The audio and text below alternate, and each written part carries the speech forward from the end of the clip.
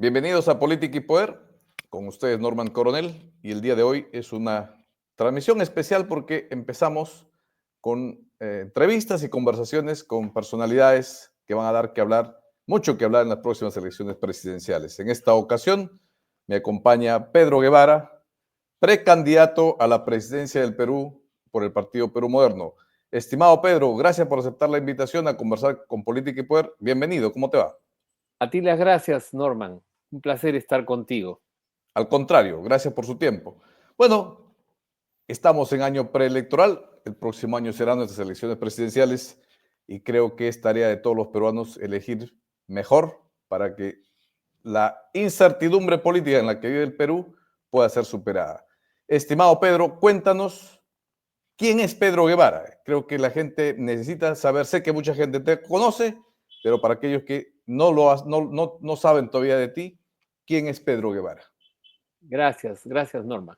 Bueno, yo soy limeño de nacimiento, pero de origen cusqueño. Mi padre era cusqueño, mi madre apurimeña, de Abancaicito. Por el lado de mi abuela materna era de Arequipa. Bueno, mi origen es esencialmente del sur peruano. Yo he estudiado arquitectura en la Universidad Ricardo Palma, estudié economía en el London School of Economics and Political Science, estudié una maestría en economía en la Universidad de Londres y ahí estudié en la Universidad de Harvard, en la Escuela de Gobierno Kennedy, donde estudié otra maestría en administración pública. Tengo 36 años de experiencia profesional, he vivido 20 años del Perú fuera, en Estados Unidos, por toda América Latina, en Europa, en Asia. He podido trabajar con los más importantes think tanks del mundo. He sido docente en la Universidad de Harvard, en el Kennedy School, en cursos de economía, finanzas públicas, cursos avanzados de economía, liderazgo y tango, que es mi pasión. Ah, He caramba. trabajado en el Center for International Development de Harvard, junto a profesores Jeffrey Sachs y Michael Porter en los primeros estudios de competitividad para los países andinos. He trabajado en proyectos de construcción de viviendas para la gente pobre con Habitat for Humanity International en El Salvador, Honduras y Nicaragua, dirigiendo un programa para construir 12,000 viviendas en estos tres países.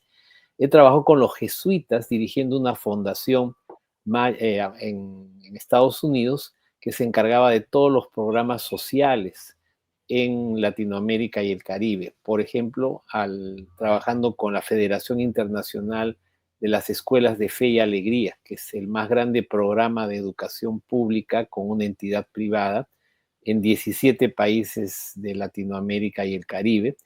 He sido consultor, he dirigido corporaciones en Estados Unidos, he trabajado asesorando a varios gobiernos, incluyendo a los gobiernos de varios países y estados en Estados Unidos.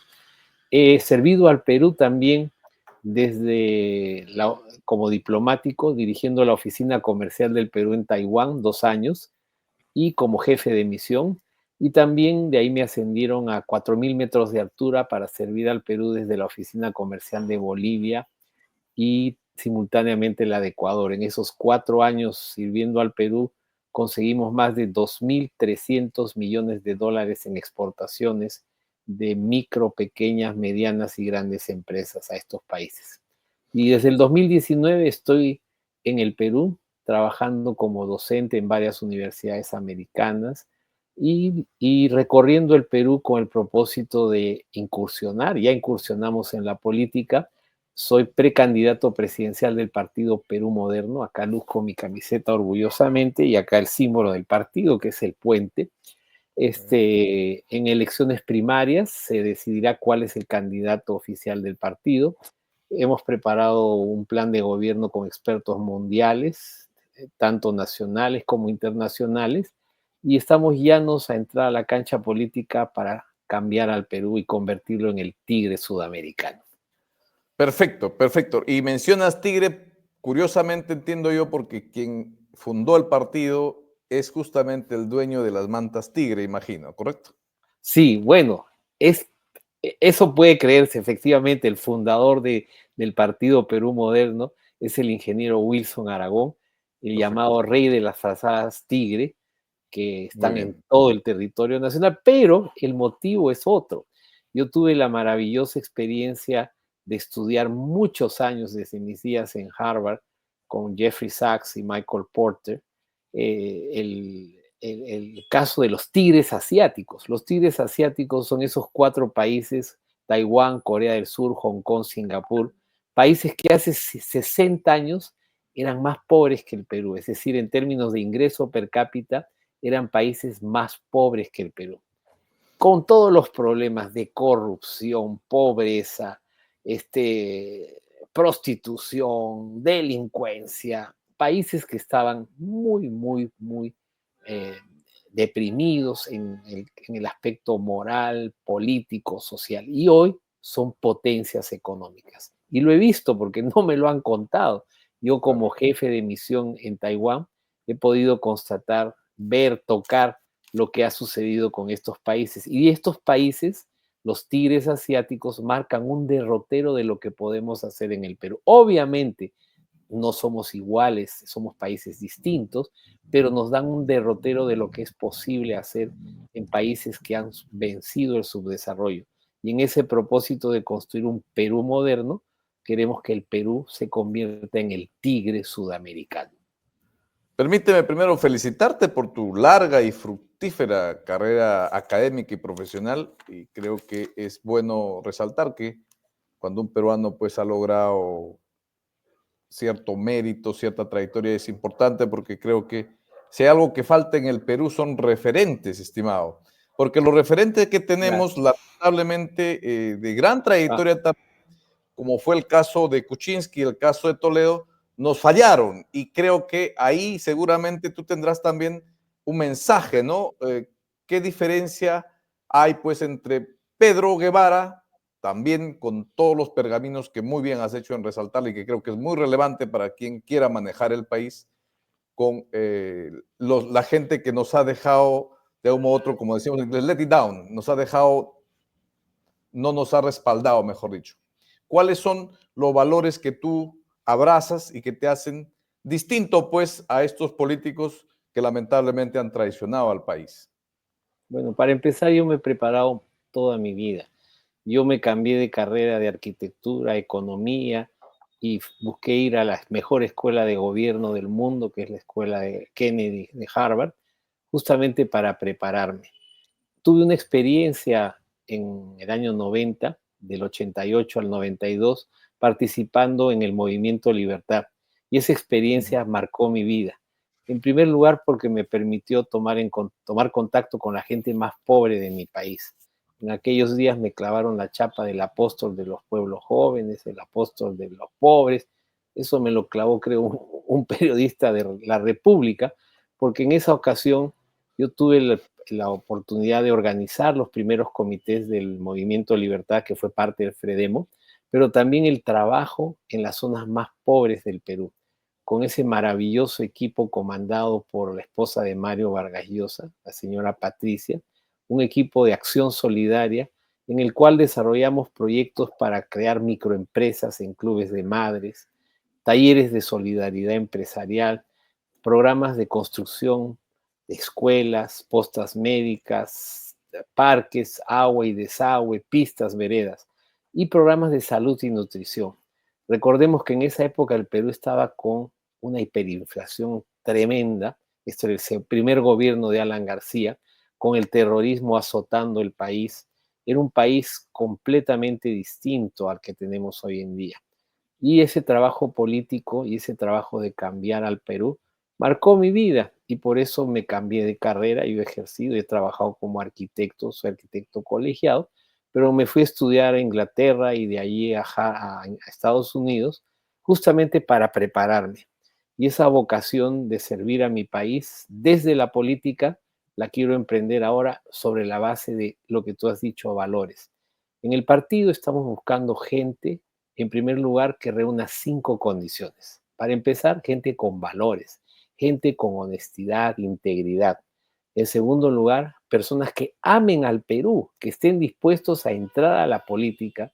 La política es sucia, es inmunda, pero como decía Juan Pablo II, hay que vencer al mal en abundancia de bien. En tercer lugar, por amor al país, es que también estamos buscando gente que comulgue con nuestras ideas. Ese es el tercer requisito. Nosotros apoyamos las ideas de la libertad, la democracia, la igualdad de oportunidades, principalmente para los más desfavorecidos. Y esas ideas, que son las ideas que traen el progreso y el bienestar, son las ideas que compartimos en Perú Moderno. En cuarto lugar, buscamos gente preparada, no improvisados, que vayan a deshacer el Perú desde el Congreso y desde el Poder Ejecutivo. Y finalmente, gente leal a nuestros ideales y a nuestro partido. No queremos esos políticos reciclados que cambian de camiseta como quien cambia de ropa interior. Esos 5 requisitos es lo que estamos buscando en Perú Moderno, y yo estoy identificado con esas condiciones, y por eso estoy como precandidato a la presidencia por el partido Perú Moderno.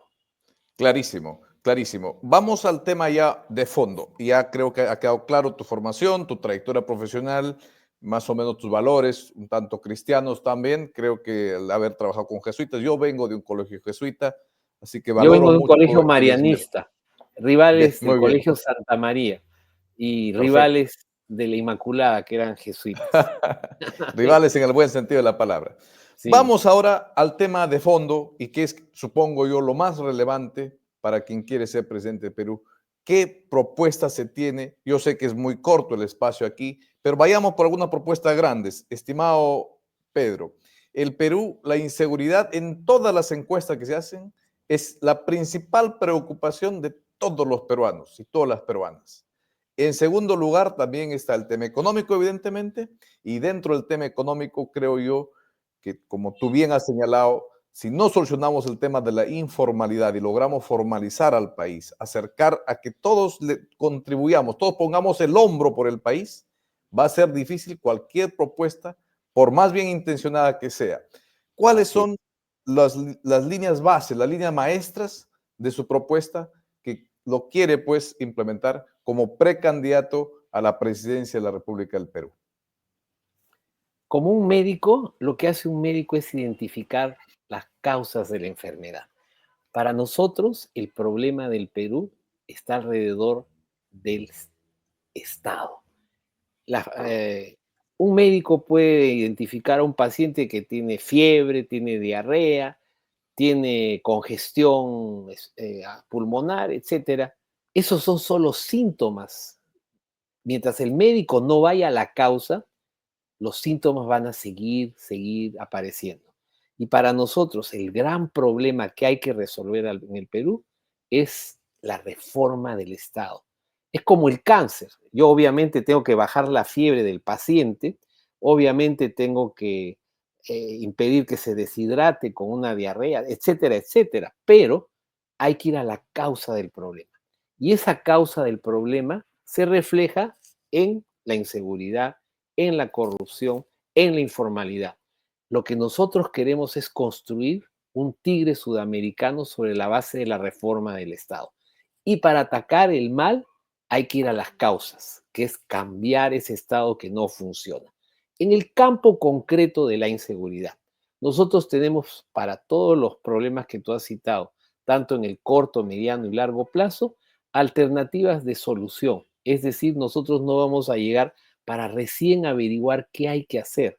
Nosotros tenemos un plan acerca de qué vamos a hacer, cómo lo vamos a hacer, con qué programas, con qué equipos, con qué indicadores de impacto y gestión, incluso diciéndole al peruano, esto no lo vamos a poder cumplir inmediatamente. Yendo a la pregunta concreta, en el campo de la inseguridad hay que tomar decisiones de una vez, o sea, la decisión política es el primer paso. Lamentablemente en el gobierno actual no se ha tomado la decisión de enfrentar el problema. ¿Cómo? En segundo lugar, con un plan estratégico que nos diga qué hacer, cómo lo vamos a hacer, con qué acciones, con qué equipos, con qué cronograma. En tercer lugar, necesitamos asignar recursos para que esos recursos permitan que el problema se resuelva de manera tajante. Con acciones concretas. En primer lugar, saliéndonos de la Comisión Interamericana de Derechos Humanos, porque lamentablemente con esa comisión politizada se defienden los derechos de los delincuentes y los derechos de las personas de bien lamentablemente son ignorados.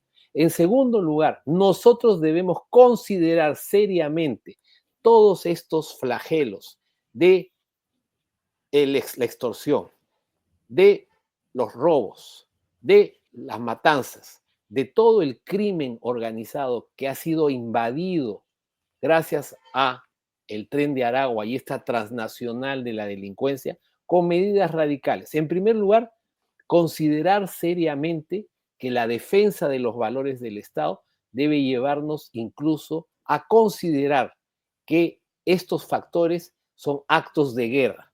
Y así como tenemos el derecho de defendernos utilizando las armas en un conflicto armado, hoy tenemos el derecho de defendernos incluso poniendo en riesgo esos tratados que no poniendo en riesgo, sino poniendo en consideración que esos tratados que limitan el uso de la fuerza deben ser cuestionados. En primer lugar, con el derecho a la muerte por traición a la patria. Quien está atentando contra el Estado de Derecho, quien está realmente trabajando para que el Estado peruano y toda la ciudadanía sufra el flagelo de la delincuencia, debe ser considerado también seriamente como un atentado en términos de una guerra. Y eso nos permitiría, entre otras cosas, considerar seriamente la aplicación de la pena de muerte para aquellas personas que están atentando contra la seguridad del Estado peruano, como si fuera una guerra, porque si nosotros utilizamos las armas cuando un Estado agresor pretende irrumpir sobre los peruanos, tenemos también todo el derecho a la defensa utilizando las armas de la guerra. Además, nosotros debemos considerar seriamente la posibilidad de que esos actos delincuenciales de la extorsión, la violación de menores, los feminicidios sean considerados también como un acto de traición a la patria. Y eso permitiría en casos extremos inclusive recurrir a la pena de muerte. Estos factores deben ser analizados y puestos en consideración de la ciudadanía para defensa de los peruanos. Los peruanos tenemos todo el derecho a defendernos y cuando se ataca a la muerte, se ataca a un ser humano, tenemos todo el derecho de hacer uso del principio de la defensa propia. Eso yo creo es una medida que debe ser puesta en consideración como marco legal para poder potenciar el combate al crimen y a la inseguridad que nosotros lamentablemente seguimos padeciendo. El uso de la tecnología, por ejemplo, con drones, con inteligencia artificial, big data, analítica. Es más, nosotros tenemos que ponernos al compás de los tiempos de la delincuencia que hace uso de esas herramientas de la tecnología para atentar contra la seguridad de los peruanos. Con el uso de la inteligencia del Perú, con esa policía de investigaciones, nos permitió acabar con el flagelo del MRTA y Sendero Luminoso. Yo estoy seguro que la policía de investigaciones haría el trabajo que ya cumplió cuando nosotros desbaratamos esas bandas terroristas, haciendo uso de la inteligencia para desbaratar a las bandas delincuenciales que atentan contra los ciudadanos de bien.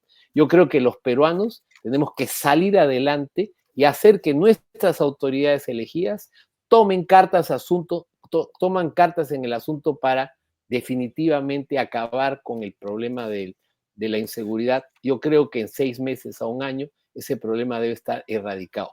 Hay otras medidas mucho más especializadas, por ejemplo, para combatir la delincuencia en zonas como Patás. Por ejemplo, el establecimiento de una policía republicana, porque si tenemos delincuentes que usan ametralladoras, dinamita, granadas, obviamente un policía no va a poder combatir a esas bandas delincuenciales en las mismas condiciones. Entonces, debe hacerse un uso especializado de ese tipo de fuerzas policiales.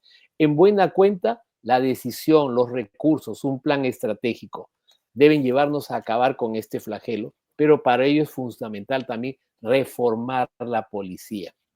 Nosotros tenemos una policía que es muy capaz, no todos los policías son delincuentes, pero lamentablemente la dirección de la policía ha sido politizada. La moral ha sido desterrada, disculpa, la moral de la policía, Sí, sí, disculpa, no, la tranquilo. moral de Sí, la de la llamada. policía ha sido destrozada por políticos que han entrado, entre otras cosas, a Perfecto. beneficiarse indebidamente de la fuerza policial.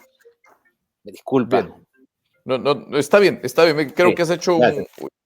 un avance importante en el tema de seguridad. Vamos a otro Sí, tema, precisamente, y con esto vamos cerrando.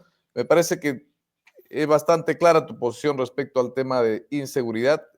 Destaco, obviamente, el tema de retirarse de la Comisión Interamericana de Derechos Humanos y la Corte, imagino, porque la Corte es la la que a veces Corte. y obviamente el tema de declarar actos de guerra, las actitudes de los, que ya está en nuestra Constitución, obviamente, sería simplemente implementarlo, Exacto, ¿no? La Constitución ya exacto. lo Son establece. fuerzas transnacionales que vienen del Estado fallido, del Estado plurinacional, del Estado de Venezuela. La banda Así es. transnacional del Tren de Aragua es una banda internacional que viene a atacar al Estado peruano. Entonces A nosotros debilitar hemos. la democracia, ¿no? Dinamita Exacto, los exacto, cimientos de la democracia en un dinamitando país. la democracia. Entonces tenemos todo el derecho a hacer uso de la fuerza y defendernos como se hace en una guerra, ¿no? En el plano económico, estimado, tú has sido un experto en esto, eres un experto en esto, tú sabes muy bien que no hay forma de embarcarse en grandes proyectos si no se cuenta con los recursos. Los recursos, muchas veces, yo he sido testigo en la Comisión de Presupuesto, como la Fiscalía de la Nación, como en este caso el Ministerio Público, el Poder Judicial, cada año sufren y apenas consiguen dos terceras partes o el 50% de lo que realmente piden en base a sus necesidades reales, ¿no? Eh, ¿Cómo hacemos para recaudar más y mejor sin que esto represente más incremento, más presión a los que realmente ya pagamos nuestros impuestos de manera normal y como buenos ciudadanos? Bueno, ¿Cuál para es empezar, la herramienta ahí? la raíz del problema es el Estado. Y ese Estado que no funciona, lamentablemente es la raíz del problema. Entonces, ¿qué planteamos? En primer lugar, la reforma del Estado implica un replanteamiento de la regionalización. Esa regionalización improvisada que se emprendió en el gobierno Toledo. de Toledo, lamentablemente ha sido un desastre. Eso tiene que replantearse. En primer lugar, con un proceso de reingeniería profundo que reduzca el aparato estatal en términos de eficiencia, no necesariamente sacando gente, sino con criterios técnicos y sobre todo de gestión. Entre otras cosas, planteando 5 mancomunidades de regiones transversales, es decir, una región regiones que tengan costa, sierra, selva y mar, y una región metropolitana. Esto permitiría, desde el punto de vista geopolítico, que el Perú se pueda conectar al mundo a través del mar y cada una de estas mancomunidades de regiones. En segundo lugar, cada una de estas mancomunidades de regiones tendría una estructura matricial, una estructura como la que se usa para el funcionamiento de universidades. En una universidad tenemos facultades de derecho, de ingeniería y tenemos departamentos académicos. Y las facultades piden a un profesor, a un especialista de cada uno de estos departamentos. Este paralelo se haría en términos del gobierno nacional y los gobiernos subnacionales. ¿Cómo? En cada mancomunidad de regiones estarían los expertos que le brindarían el apoyo a las autoridades políticas. Por ejemplo, un alcalde de un centro poblado como Pampamarca o como Cañete o como Chumbivilcas quiere desarrollar una escuela, una obra. El pobre alcalde con las justas tiene a una secretaria que le lleva la relación de nacimientos y de funciones. Él no Mm. cuenta con el especialista. Entonces, lo que tendría en esa mancomunidad de regiones es a los ingenieros, arquitectos, a los especialistas que le prepararían el expediente técnico y lo acompañarían a través de todo el proceso para contar con el financiamiento y el apoyo técnico desde la elaboración del expediente hasta la entrega llave en mano. Esto permitiría que los proyectos no se trunquen, porque hoy en día un alcalde de un centro poblado, de un área urbana, de un área rural, no cuenta ni siquiera con los recursos para contratar a un ingeniero, un arquitecto. Entonces, ese expediente está mal hecho. Y una vez que el expediente se quiere utilizar para ejecutar la obra, se trunca porque hay que agregarle adendas o no sirve ese expediente técnico. Esto tiene que ir acompañado de un conjunto de reformas para que las contrataciones se hagan en función de la calidad y no necesariamente del precio más bajo. Por ejemplo, esto se puede encaminar para el caso de las obras de infraestructura e incluso de servicios con las llamadas asociaciones público-privadas. ¿Por qué? Porque hoy en día, por ejemplo, si se hace un colegio o se hace una carretera, se escoge lo barato, lo más barato. Y lo barato sale caro porque no se le plantea la estructura suficiente a esas pistas, no se le pone las condiciones técnicas para el drenaje, la capa asfáltica es muy delgada, etcétera, etcétera. Pero si la empresa que gana el contrato va a encargarse de la administración, va a estar en su interés construir y hacer una obra que le permita que dure esa obra.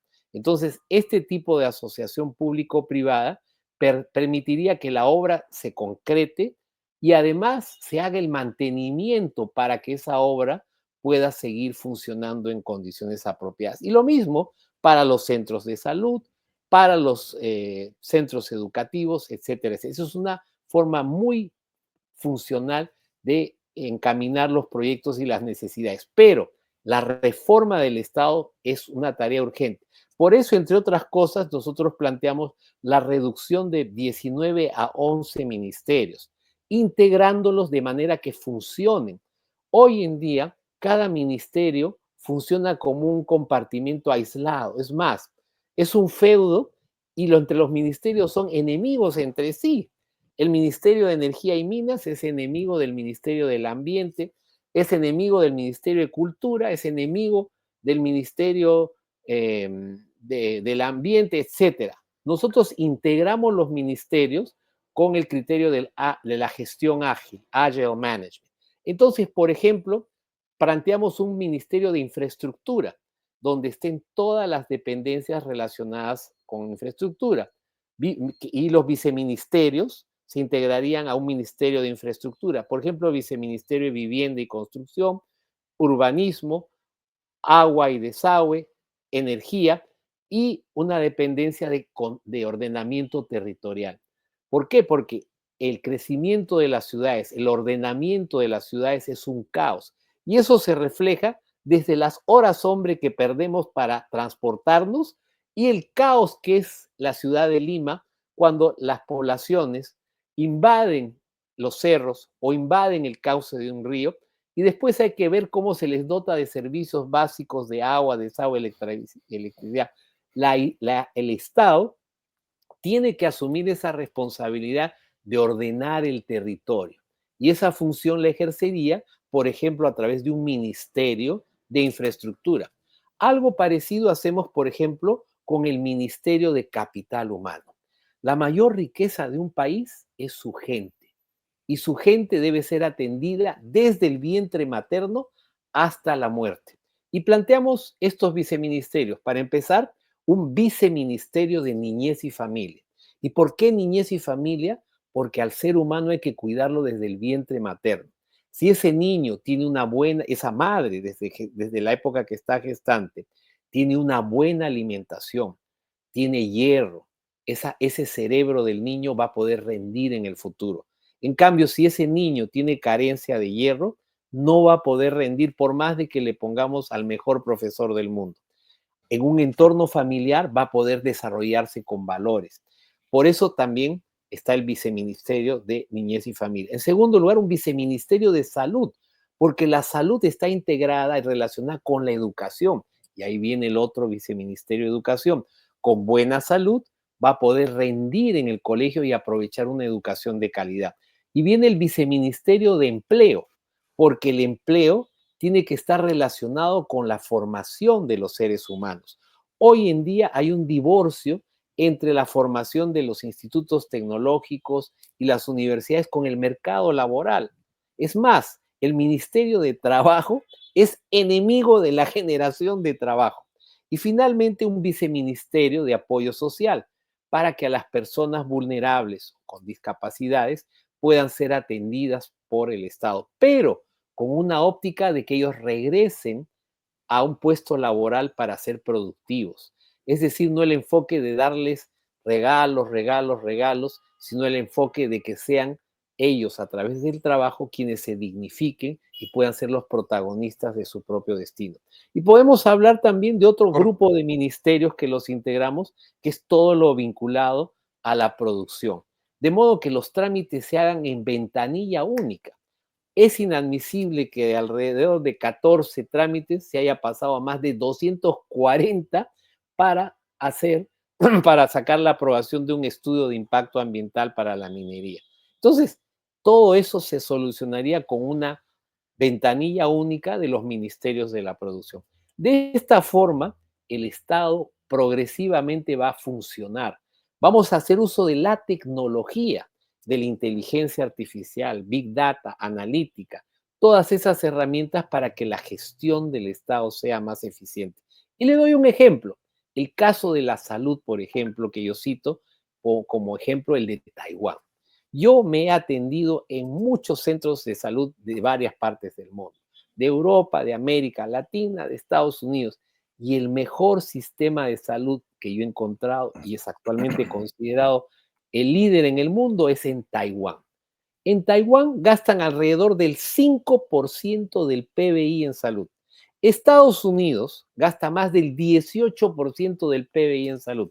Y el servicio de salud de Taiwán es infinitamente superior al de Estados Unidos, gracias a la gestión. Entre otras cosas, ¿qué hacen o qué hicieron, por ejemplo, ellos en la época del COVID? En la época del COVID, ellos utilizaron Big Data en la que tienen todas las historias clínicas de los pacientes con la información migratoria. La cruzaron y le decían al paciente, usted ha ido a un lugar donde hay COVID. Es más, el país que tiene la mayor cantidad de vuelos a Wuhan en China es Taiwán. Y a pesar de eso, el impacto del COVID fue mínimo en este país, porque tienen un Correcto. sistema de salud que funciona. Y para que tengan una idea, cruzaron la información de salud con la información migratoria, cruzaron esa información y al señor le decían, oh, venga a hacerse la prueba. No la prueba bamba de Vizcarra, no, la prueba que funcionaba. Ah, usted tiene COVID, tiene que quedarse en su casa. ¿Y sabe qué? Le llevaban la lonchera a su casa. Ese es el tipo de gestión que nosotros vamos a implementar. Por ejemplo, hoy en día no sabemos cuántos somos en el Perú. Cada 5 años hacemos un censo mal hecho, no sabemos dónde estamos, cuántos somos. Un congresista pidió la información de los beneficiarios de los programas sociales. ¿Cree usted que le han dado bola? Han mandado su solicitud. Yo creo que van a pasar meses para que le den esa información. Con el sistema de información que nosotros vamos a manejar, con Big Data, analítica, con el blockchain como una herramienta para incorporar el sistema de salud de AFP, nosotros vamos a tener en tiempo real esa información.